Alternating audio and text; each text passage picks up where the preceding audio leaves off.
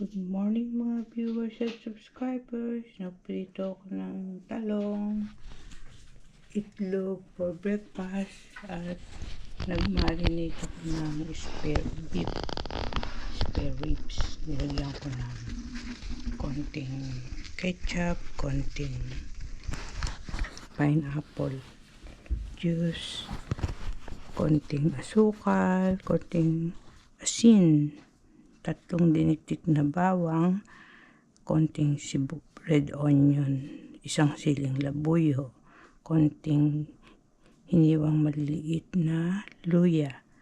Ayan, 2 klaseng paminta, 1 buo na ginrind, saka pino.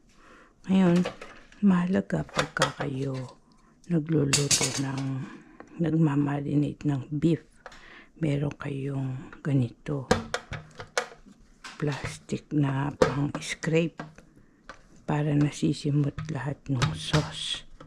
Ayan, may konti kasing asukal yan. Kung meron kayo asukal na pula, mas masarap, mas healthy.